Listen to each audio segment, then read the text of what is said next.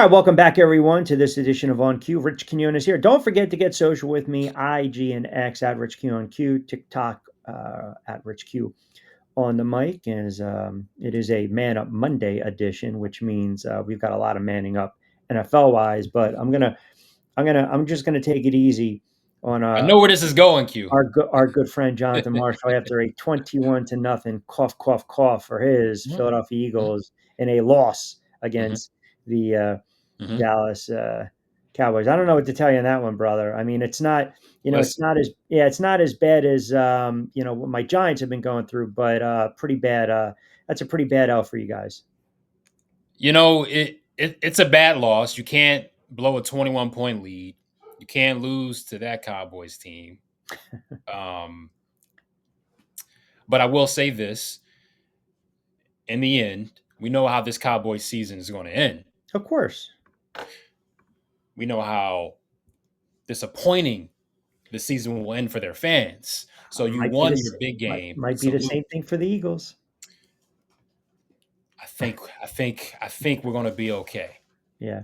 Now, are you going to be better than the 31 suspects that were hauled into Brooklyn court today in the largest courtroom in the building, all dealing with the gambling probe in the NBA? Oh, my goodness. And by the way, I told you this, the plea deal, the plea negotiations, the rats about to turn on each other, Mhm. they've already begun. So, you know what that means? Who is going to make a deal first, right? I mean, that's usually how it is. Man, I'll tell you, it's just absolutely a bizarre.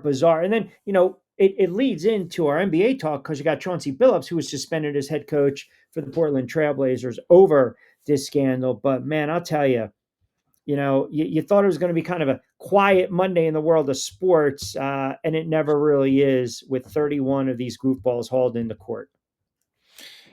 It's going to be entertaining. I'll say that. So, Yes. hey, may the power be with you. Yeah, well, and the plea deal be with you. All Exactly. right. So, Exactly.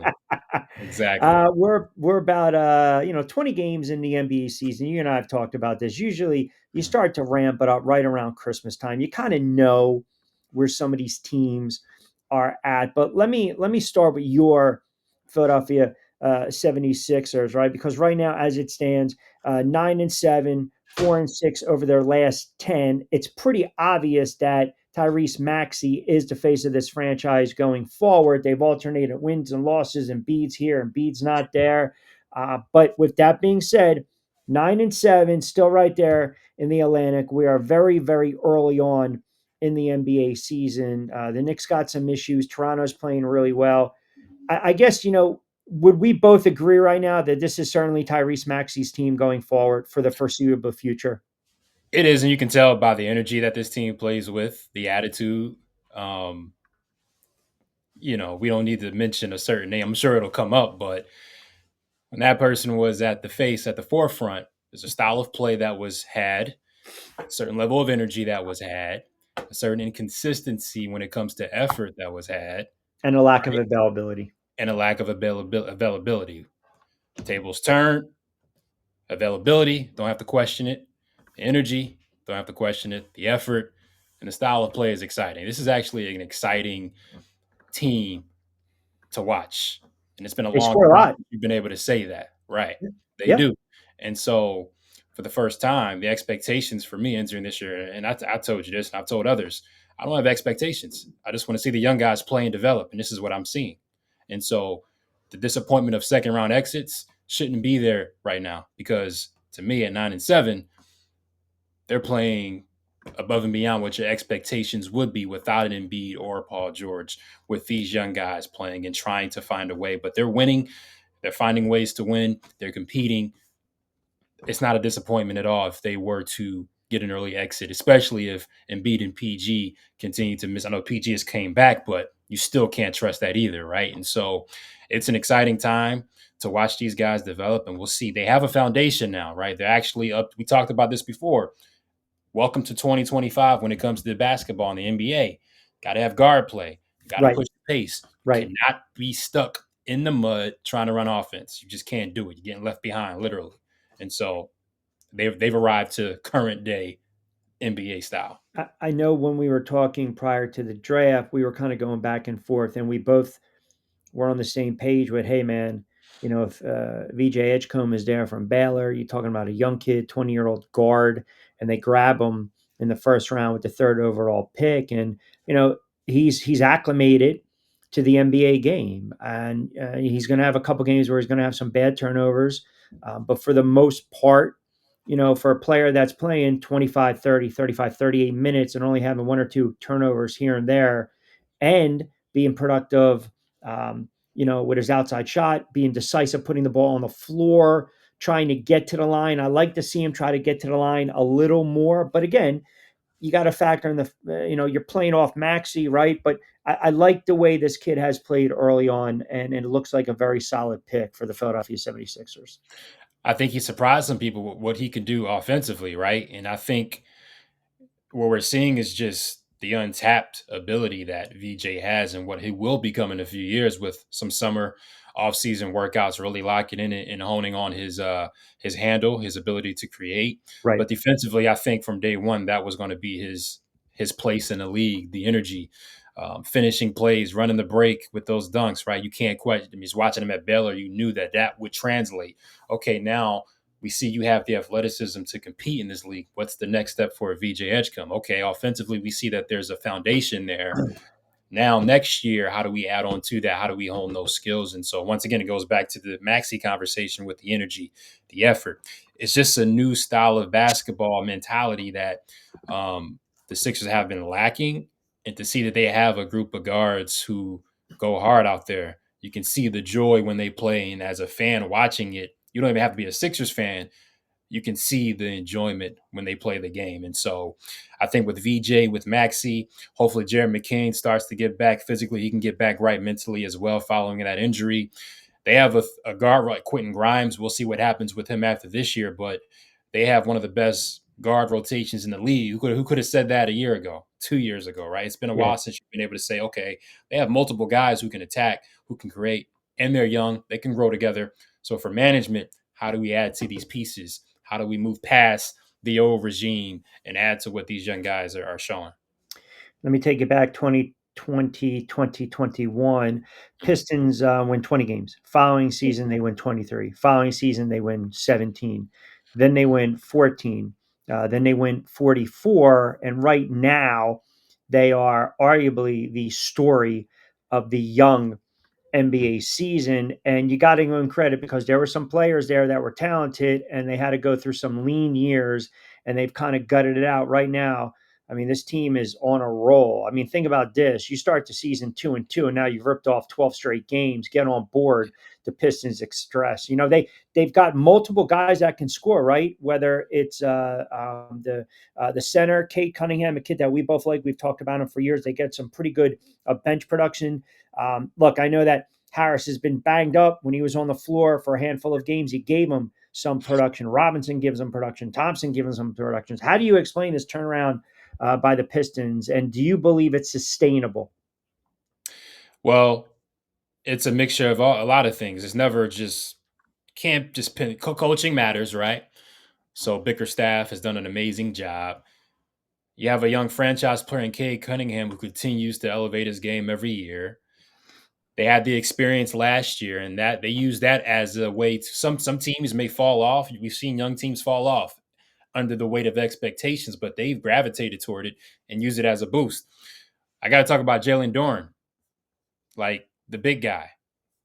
I mean, coming out of Memphis, I didn't foresee him being the offensive weapon that he's become now. Like the ability to grab a board and push it. And I mean, he's doing behind the back dribble pull ups. He's driving, he's attacking. To me, that's unlocking so much more. He's already a force defensively and at the rim.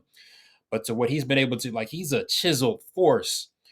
But to be able to be that, but also be an offensive threat and not just be relying upon a guard feeding you, Right, to right. me, that's the next level. And so a lot of times you may have your star player, but the key to unlocking the potential of your team is how do the other guys develop and evolve around you? Yeah, You know what I mean? Like OKC has an SGA, but they have other guys around them who have developed and found their roles around this league, and they've added to that roster. So you add a Duncan Robinson, right, who is a sharpshooter. You add a Karis LeVert, who's a veteran, but he can score in this league. And so you develop these young guys. The other young guys develop, but you add the right veteran pieces around them, and then you have the right mix. And so I think it is sustainable because one, they have an identity. When you play Yep. Detroit, they're going to Yep. defend. Yep. And you talk about OKC, yes, the Flash and SGA, and they can put up numbers, but they're going to defend, and they're all connected. And so when I see that, I see the belief, I see the confidence. They defend. That's sustainable. In the Eastern Conference, the way it's kind of shaky right now, look at the standings. Uh, I think it's sustainable, and I think they are a threat in the Eastern Conference right now. It all depends on matchups and how the bracket shakes out. But we've seen how a playoff can shift with an injury. Well, we're seeing it right now. I mean, look at Indiana. Exactly. They're 2-14. There you Right? go. Look at Boston. They're Yeah. they're they're 9-8. You know, the Yeah. Knicks struggled a little bit with Brunson getting banged up. It's a valid point, and also kind of piggyback what you said defensively. You know, Detroit is one of the better defensive teams Mhm. when it comes to points allowed per game and just locking in when they have to. Also, perimeter defense has been much better, and they're not turning the ball over like they have a lot of careless basketball in years past. And I think what happens is when you're getting blown out and you're trying to play catch up, you're Mhm. more prone to some sloppy turnovers. Uh, yes, Philadelphia, Orlando, not bad. Boston, Mhm. obviously, with the injuries. Milwaukee's got some issues. Charlotte's a bad team. Brooklyn's a bad team. Indiana, obviously, with no Halliburton. And then you got the Wizards, 1-15, which, Mhm. you know, they you would think eventually you turn it around. I don't like to say franchises are hopeless, but the Yeah. way it's kind of shaped out over the first month or so of the NBA season, I don't Yeah. think a lot of people expected some of the teams that we see top heavy in the Eastern Conference to be where they're at. Yeah. I mean, Toronto's in second place. Right. Um, I haven't been able to really lock in and see a lot of Raptors game this year. That's on my to watch list to see what's going on out there. I'm not sure if I buy that come playoff time with that roster makeup. I mean, talented players in Ingram and Scotty Barnes and RJ Barrett, and like they have some talented guys. I have to see it in the playoff setting, though, right? I have to see it because Knicks, when healthy, I got to respect the experience and what they bring to the table, right? Um, the Cavaliers, I'm looking at you. If you don't get it done this year, some changes got to be made, and take that how you will, because there's no excuse for you not to be an Eastern Conference Final contender, and if not winning the East, right? Yeah. Like you've been knocking on the door. You've had the great regular seasons. I'm hearing about how great Evan Mobley is. Donovan Mitchell's great, but once again, come playoff time, it seems like there's always something getting in the way. No matter what it is, there's always something. Are they going to just be that team that's great in the regular season, just can't get over the hump? Or in a quote unquote down Eastern Conference year, Boston's out the way, Indiana's out the way. Correct. Can Take you advantage of really it. can you finally push through? But if not, yeah, we gotta have some questions. And I think Right. that's fair. Couple minutes. Jonathan Marshall joining us on a Monday edition on Q. All right, quickly. Western Conference. Lakers get LeBron back. Mhm. OKC. I mean, they're 17-1. Denver's 12-4. Mhm. The Rockets, San Antonio, Phoenix. You've got some other teams struggling a little bit. The Clippers are still trying to find their way. What else is new? Dallas has obviously their issues. Getting rid of their uh, GM with the Harrison firing. I mean, look, I just feel as though OKC is just too stacked. And I just, right now, talk to me in a couple months, unless there's a major injury, but I don't see anyone even remotely competing with them coming out of the Western Conference. It's OKC is at that level to where they've gone through the steps, right? They've gone through the disappointment. Last year, what was the conversation? We heard the national media type saying they can't get it done. We're Right. buying into the Lakers, we're buying into the Clippers, we're buying into the Warriors. But lo and behold, these young guys in OKC, they get it done. Now, now what are you going to say? Like they have the confidence, they have the MVP level player in SGA. They have these other guys who are so connected and locked into their roles. Uh, we know about Chet Holmgren. They haven't even had Jalen Williams yet this year. He's been Yeah, out the whole they're battle season tested. so They far. showed you they're battle tested. They're battle tested. They can get knocked out. What's the ultimate test of a fighter, right? How do you respond when you hit the mat? That's right. That's right. And they've done that. Last year's playoffs proven that they can take some knockout blows. They can get back up and keep fighting. You can question, okay, they played Indiana, Halliburton got hurt. Look, somebody had to win last year. They navigated through those playoffs and they got it done. So you Yeah, can't question it. And correct. so when it comes to the rest of the Western Conference, I don't think I don't think the Thunder should be worried about, okay, the Lakers. Luka is special, don't get me wrong.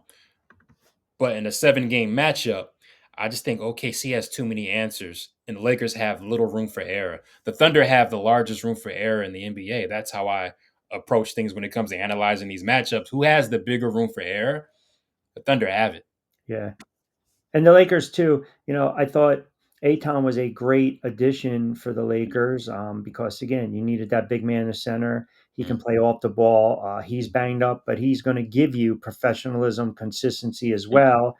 You don't want to lose him for an extended period of time. They are kind of getting a little older, and you just look at you look at OKC and you look at the Western Conference, and they just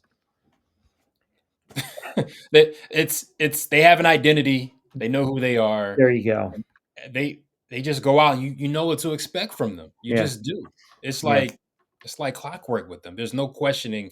Is SGA going to show up? correct. Is Lou Dort going to do his job? And like I said, Jalen Williams hasn't even played yet.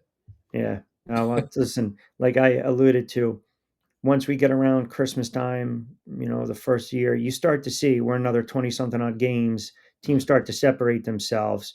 And then, season picks up a little bit. And before you know it, God willing, it'll be spring so we can get to the friggin' playoffs. Because Yeah, this, yeah, it's the NBA is a long season. NHL, baseball, it's a yeah, long season. NFL, it's yeah. a different animal because you got Right. 17 condensed weeks, Hmm. right? But now you're starting to see separating the men from the boys. So just to reiterate, we know you'll be dropping some new content. 2026, the Marshall Time Pod with your Yeah, brother. I know you'll be doing that on SR 1029 FM. You got the YouTube channel. You got any other projects that you're working on, cooking on, looking yeah. to get out there? I'm excited. We're talking NBA hoops, but as Q knows, if you've been listening, I'm a huge college basketball fan. So look out for content when it comes to the college basketball lane. I love just scouting guys and figuring out who's next up in the league. So stay tuned for college basketball conversations as well. That season's rolling. It's a lot of intriguing prospects this year, especially in 2026. So look forward to more content talking about some of the top talent coming out of college this year. Oh, man, get us to March already, will you? And I only say that because my Giant season has been over since week one. All right, he is my guy, Jonathan Marshall, kind enough to join us for a couple moments on Monday edition of Q, talking a little NBA. We're powered by our good friends over at Fresh Roasted Coffee, and of course, don't forget Play It Again Sports. Appreciate you, brother. We'll do it again next week. All right,